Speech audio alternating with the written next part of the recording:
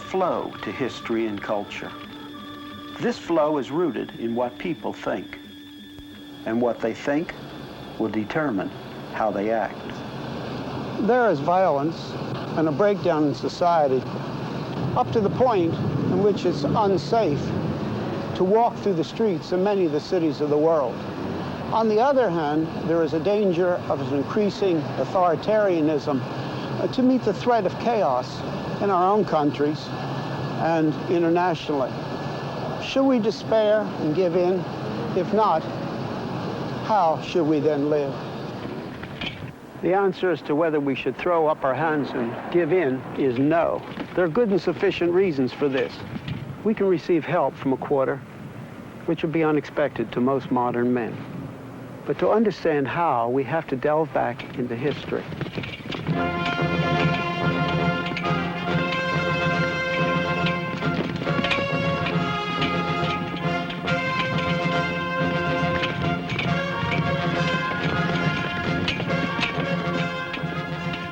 I will begin with the time of the Romans, because the Roman civilization is the direct ancestor of the modern European world.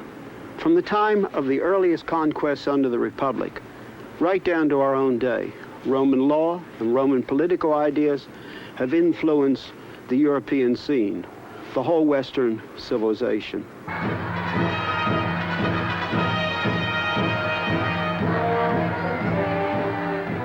The Roman Empire was great, both in size and military strength. It reached out over much of the known world. Its roads led over all of Europe, the Near East, and North Africa. All the way from Hadrian's Wall, which was built to keep out the Scots, who were too tough to conquer, to the forts on the Rhine River, to the north of Africa, to the Euphrates River, and the Caspian Sea. In one conquest, the Roman legions crossed the Alps, came down the Rhone Valley past the peaks of the Dent du Midi to that place which is now called Vevey in Switzerland.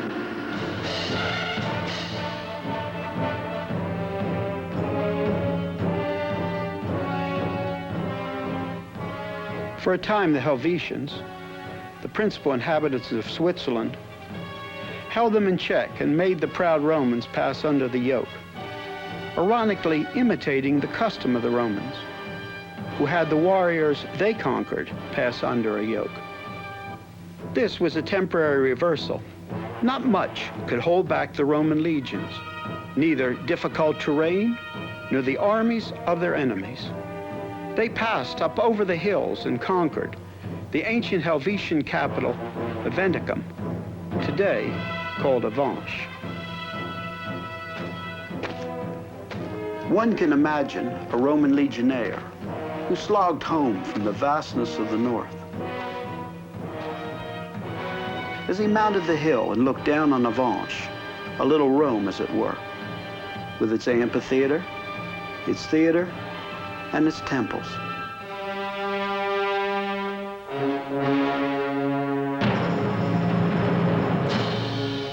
I love Avanches. It contains some of my favorite Roman ruins north of the Alps.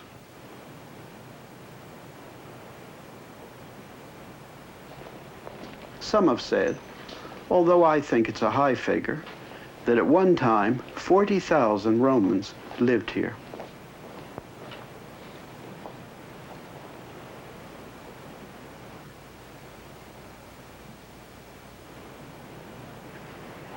The opulence of Rome was here at Avanches. This gold bust of Marcus Aurelius was found here.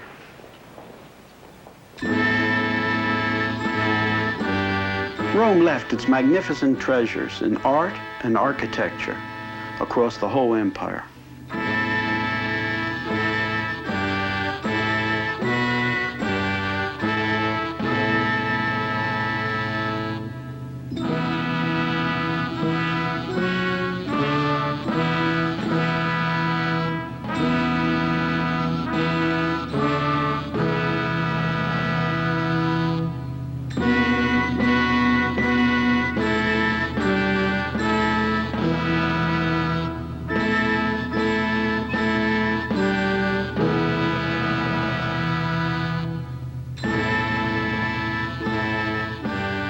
In many ways, Rome was great, but it had no real answers to the basic problems that all humanity faces. When a culture tries to build only on its military strength, very, very soon, these will prove not to be sufficient, for the simple reason that without a sufficient base of knowing what is right and what is wrong, why we should do certain things in contrast to why we should do certain others, no amount of military might is sufficient. Rome first tried to build upon the decisions of accepted citizens of the Republic, and later on the decisions of its emperors. But the attempt ultimately failed, because it was not a sufficient base on which to build a society. And they never had the kind of democracy we have, where everybody shares in it. But for those who were the real citizens of the state, they just tried to build on their opinions, and this totally failed. And then they turned to their gods. This is the goddess Diana, whose temple was in Ephesus, which is in modern Turkey. The Romans, like the Greeks before them, also tried to build upon their gods, in the hope of having something big enough upon which to rest their society. But their gods were not big enough, because they were finite. That is, they were limited. They were like bigger men and women, not basically different from human men and women. They were amplified humanity, not divinity. This being so, the Romans had no sufficient base intellectually. That is, they did not have anything big enough or permanent enough to which to relate either their thinking or their life. Therefore, they had no value system strong enough to bear the strains of life, either individual or political.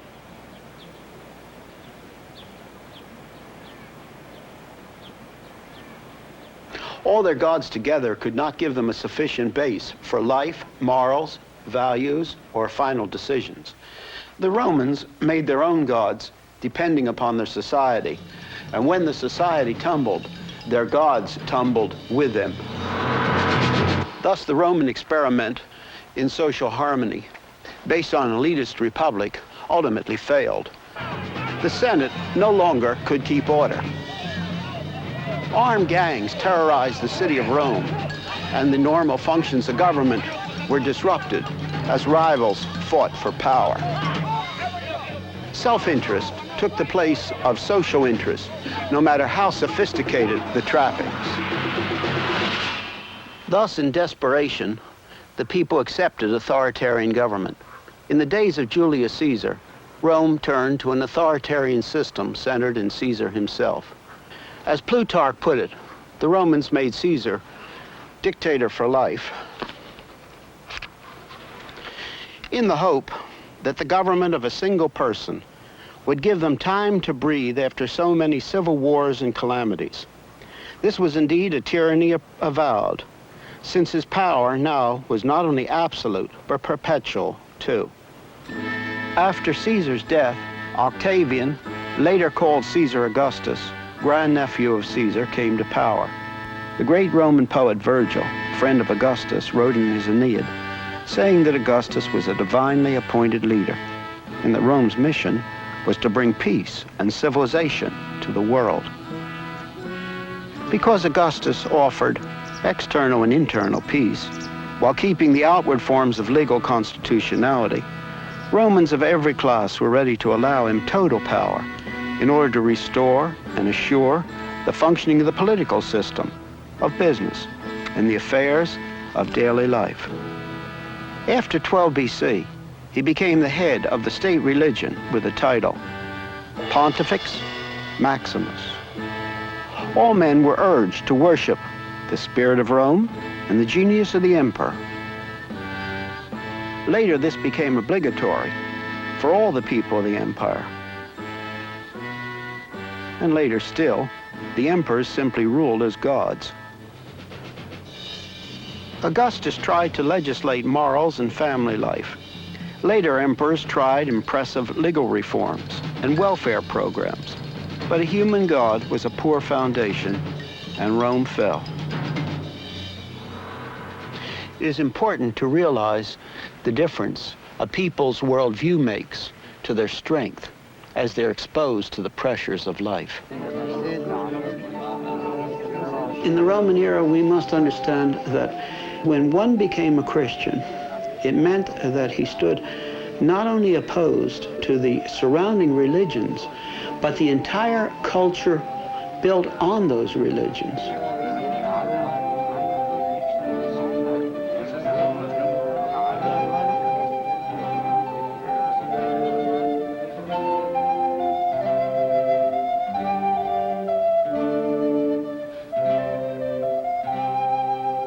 Back in the Roman days, when a person became a Christian and was marked as a Christian by baptism, it was a very short step at times from the open profession of faith to the martyr's death.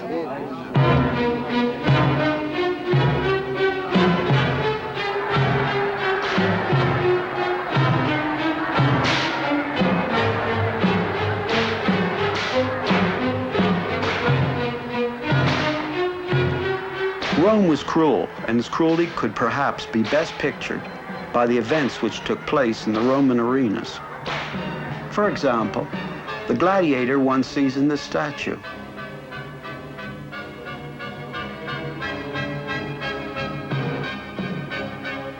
Or the Christians thrown to the beasts as people watched. Let us not forget why the Christians were killed. They were not killed because they worshiped Jesus. At that time, many religions were practiced in the Roman world. Some were called the mystery religions. Here, for example, we can see one of the initiatory rites practiced by one of these religions, depicted in this Roman house in Pompeii. Nobody cared who worshipped whom, as long as the unity of the state was maintained, centered in the worship of the emperor. The Christians were killed because they were rebels, and this was especially so as they lost the support of the Jewish synagogues, and therefore the immunity which the Jews had since the time of Caesar. We may express the nature of this rebellion in two ways, both of which are true. We can say they worship Jesus as God, and they worship the personal, infinite God only. This worshiping of the one God only, Caesar could not tolerate. It was counted as treason. This became a special threat to the unity of the state based on emperor worship during the reign of Diocletian in the 3rd century, when people of the higher classes began to become Christians in larger numbers.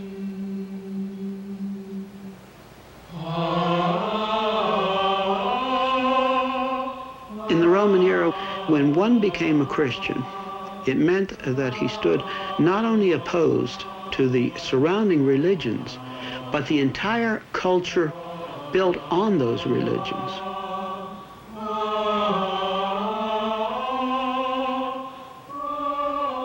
The early church believed that Jesus was the Old Testament prophesied Messiah, and that he had come, and that he had died in substitution on the cross.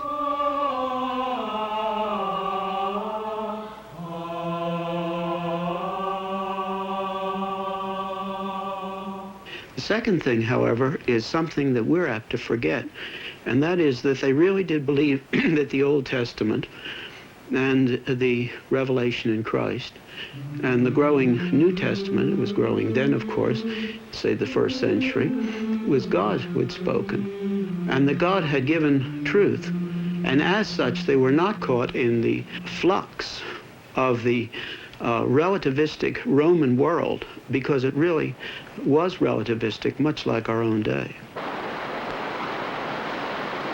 A weak base for a culture or an individual can only stand when the pressures are not too great. As an illustration, let us take this bridge. The Romans built many little humpback bridges like this over the streams of Europe. People and wagons went over them safely for centuries, for 2 millennia. But now, if someone would drive a heavily loaded truck over these, they would break. It is this way with the lives and value systems of individuals and cultures. If they have nothing stronger to build upon than their own finiteness, their own limitedness, they can stand if the pressures are not too great. But as the pressures mount, if they do not have a sufficient base, they crash, just as these Roman bridges would crash if someone drove over them with a modern 10-ton truck. Culture and the freedoms of men are fragile. If there's not a sufficient base, it only takes time, and often not a great deal of time, before there is a collapse.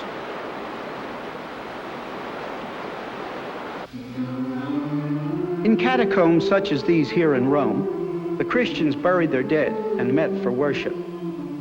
That it was the Christians who were able to resist the religious mixtures, syncretism, and the effects of the weaknesses of Roman culture speaks of the strength of the Christian worldview. This strength rested on God being an infinite personal God, and that he had spoken in the Old Testament, the revelation through Christ, and the gradually growing New Testament, and that he had spoken in a way that people could understand. This meant that they not only had knowledge about the universe and mankind, which people could not find out by themselves, but they had absolute universal values by which to live and by which to judge the state in which they lived. And people are unique in being made in the image of God. There was a reason for the basic dignity and value of each individual. If they had worshiped Jesus and Caesar, they would have gone unharmed. But they worshiped one God only and rejected all forms of syncretism. There was no mixture. All other gods were seen as false gods. Or we can express why they were killed in another way. No totalitarian authority, no authoritarian state can tolerate those who have an absolute by which to judge that state and its actions.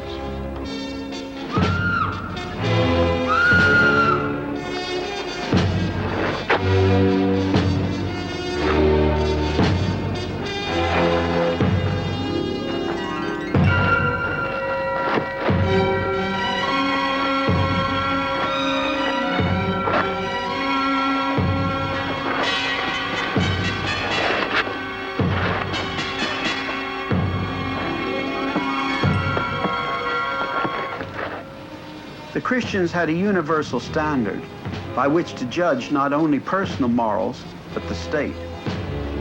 So they were counted as the enemy of totalitarian Rome.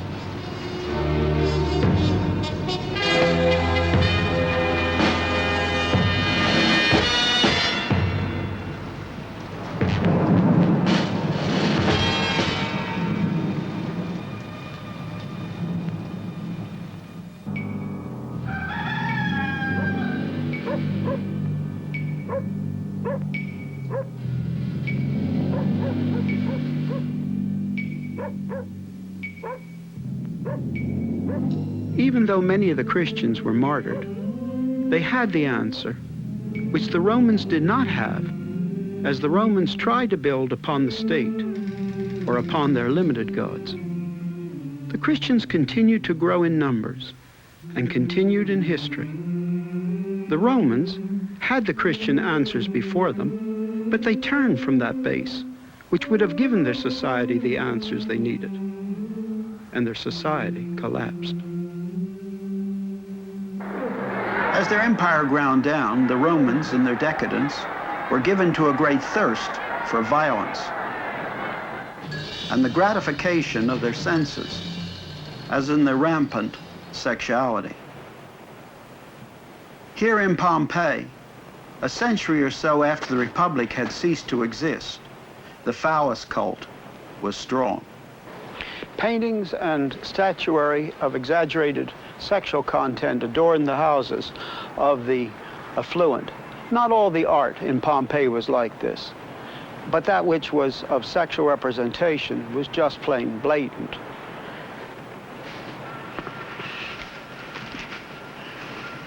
Rome collapsed, not from external, but from internal weaknesses.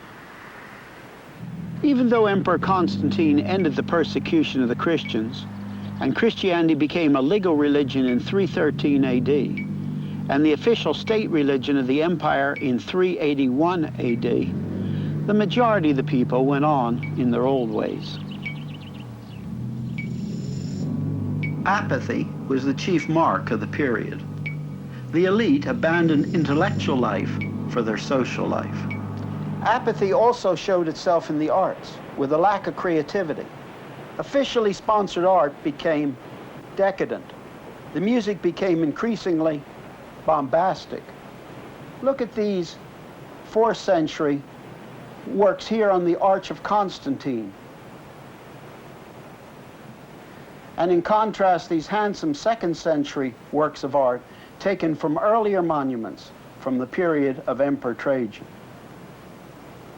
This portrait of Emperor